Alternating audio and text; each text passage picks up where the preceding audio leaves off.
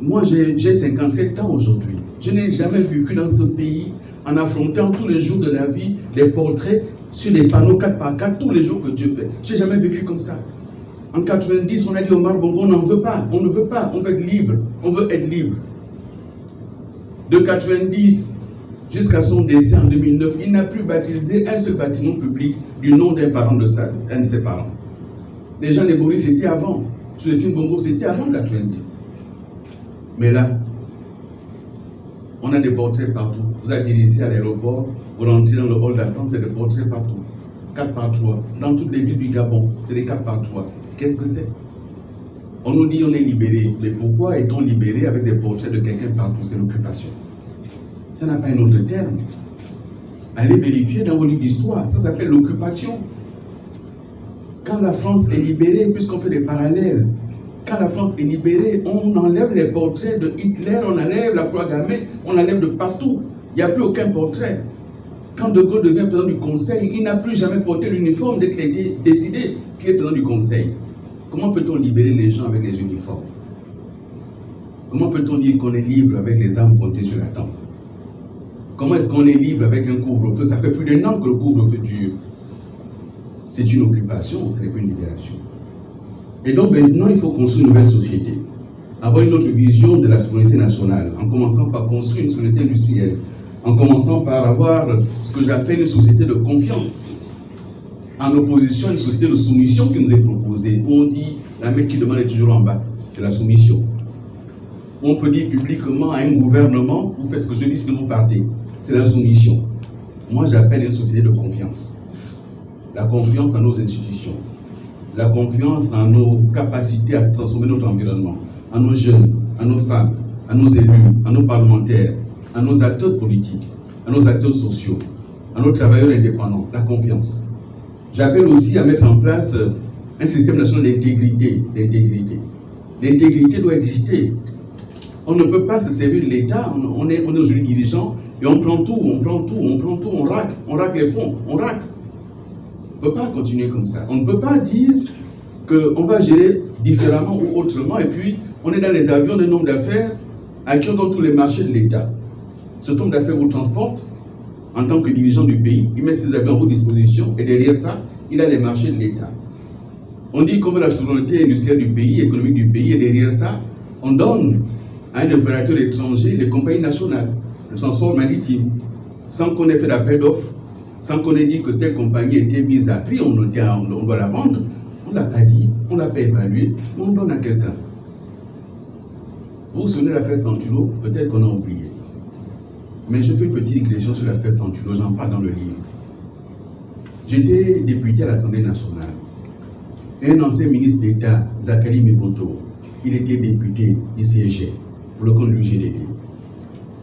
Quand le ministre Magouan Gambia vient à l'Assemblée nationale pour présenter les grands projets routiers qui allaient être réalisés avec M. Guido Santulo, Zakari Miboto à l'Assemblée nationale, il a interpellé le ministre. Et il lui a dit, j'ai été ministre des TP. Je ne connais aucun opérateur économique au monde capable de préfinancer jusqu'à 400 milliards si ce n'est pas la surfacturation. Qu'est-ce qu'il avait raison, Miboto? Mais à l'époque, à l'Assemblée, nous soutenions le PDG, nous soutenions la majorité, nous soutenions le pouvoir. Et on a considéré que Miboto était dénigri. Je le confesse. Et nous nous sommes trompés parce qu'à la fin, l'affaire Santulo, on la connaît aujourd'hui, l'affaire Santulo. Et là, on nous fait Santulo bis. On lui donne des travaux routiers à faire, sans les TP, sans évaluation, sans rien. 700 milliards de travaux routiers qui va préfinancer. Derrière ça, il y a des payages à faire. Mais quand avons-nous débattu de tout ça? Est-ce que c'est ça, la restauration des institutions? On sort du projet qui a été présenté pour faire autre chose. Et donc, et maintenant, il y a ça. Et maintenant, il y a la vision que nous partageons pour notre pays. C'est la partie 3. Et puis, il y a toujours la conclusion. Mesdames et messieurs, au bout de tout ceci, il y a une lueur d'espérance. Au bout de tout ceci, il y a un projet collectif à bâtir. Au bout de tout ceci, il y a un projet alternatif à bâtir. Ce n'est pas perdu. Ça ne l'a pas été hier. Et mon étonnement aujourd'hui, c'est que ce qu'on nous a reproché, à nous qui étions aux responsabilités, c'est reproduit puissance 10 sous nos yeux et on ne dit rien. On nous a dit, mais vous avez tout validé sans rien dire. Et ils ont eu raison de nous le dire. On aurait dû réagir publiquement. Nous avons réagi dans des cercles particuliers et convenus. Mais pourquoi ceux qui nous l'ont dit acceptent aujourd'hui un projet unique? Ils sont silencieux. Certains d'entre eux sont de mères étrangères ou de pères étrangers. Ils siègent au gouvernement et ils adoptent un tel projet au gouvernement sous leurs yeux. Certains d'entre eux ont épousé une femme étrangère et ils savent que ce projet les exclut leurs enfants et petits-enfants. Et ils acceptent ça sous leurs yeux. Qu'est-ce qui se passe dans ce pays pour que nous manquions tant de colonnes vertébrales? Je ne vais insulter personne, mais c'est une réalité. Il faut une colonne vertébrale. Pour dire ça, non, on n'accepte pas. Et personne ne mourra. Ça, on n'est pas d'accord. Et ceux qui ont conçu ce projet, j'ignore s'ils l'ont conçu en relation étroite avec celui pour lequel ils le conçoivent. Mais c'est un projet mortifère. C'est un projet qui nous met au banc de la communauté internationale. C'est un projet qui ruine tous nos engagements internationaux, en commençant par la CEAC. Nous avons ratifié, nous avons été un des premiers pays à ratifier le nouveau traité de la CEAC. Mais ce projet, s'il est validé, il viole le traité de la CEAC. Il viole les dispositions de l'Union africaine, notamment sur la question de la liberté, les droits de l'homme, les droits politiques, les élections. C'est un traité, et je vois des personnes qui portent un handicap physique et qui font campagne pour dire ça, il faut accepter, alors que précisément ce projet les exclut de la compétition parce qu'ils ont un handicap physique. Mais celui qui a conduit les accords de Yalta, Roosevelt, il était sur le fauteuil roulant. Il était président des États-Unis, première puissance mondiale. C'est la tête qui dirige. Et imaginons quelqu'un qui est président et puis lui arrive un handicap, on fait quoi? Il n'est plus un être humain. Mais les conditions pour le président doivent être les mêmes pour le vice-président. Puisqu'il est censé suppléer le président. Il faut donc les mêmes conditions. Doivent être les mêmes pour les députés, puisqu'ils sont tous élus de la nation. Il faut donc accepter qu'on exclue les députés qui ont un père étranger, une mère étrangère, un enfant étranger, pour les exclure. Et donc une lueur d'espérance derrière tout ceci. L'espoir n'est pas perdu. Et donc les attaques que le livre subit avant même d'avoir été lu. Personne ne l'a lu, mais on l'attaque. Parce que derrière ça, il y a la possibilité de faire autre chose que ce qui se fait. En commençant par les dirigeants actuels. Je le dis très clairement, il faut qu'ils changent leur manière de faire. Ça doit changer.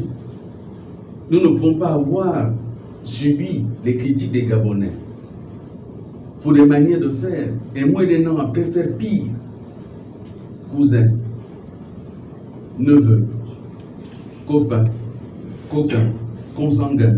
Les nominations au conseil des ministres sont vues. On fait la carte des nominations, on voit les villages des uns des autres. L'avenir s'écrit au présent. C'est ce que je dis dans ce livre. Nous ne pouvons pas changer notre passé. Mais nous avons le devoir, dans l'instant présent, de préparer un meilleur avenir pour nous, pour nos enfants, pour nos petits-enfants. C'est un devoir. Et le livre se conclut par une dédicace ouverte aux dirigeants du CDRI, en lui disant: monsieur, vous êtes un officier, un militaire, général. Un militaire est un homme d'honneur. Ce qui fait le militaire, c'est le respect de la parole donnée. Vous avez dit à l'issue de la transition, vous rendez le pouvoir au civil, respectez votre parole, rendez le pouvoir au civil. Ne devenez pas civil. C'est pas ce que vous avez dit. Vous avez dit que vous rendriez le pouvoir au civil au terme d'une élection libre. Libre, ça veut dire ceux qui veulent compétissent. Une élection ouverte, une élection transparente, crédible. C'est un discours du 4 septembre 2023. Devant la nation, devant la communauté internationale, vous l'avez dit, respectez votre parole. C'est une obligation. Quand on dit honneur et fidélité à la patrie, l'honneur, c'est d'abord le respect de la parole donnée. C'est ça l'honneur. L'honneur, la fidélité à la patrie. J'ai dit à ma patrie, j'ai fait, je vais rendre. Monsieur, respectez votre parole. C'est la conclusion de ce livre. Dédicace ouverte. Mesdames, Messieurs, je suis à votre disposition pour vos questions.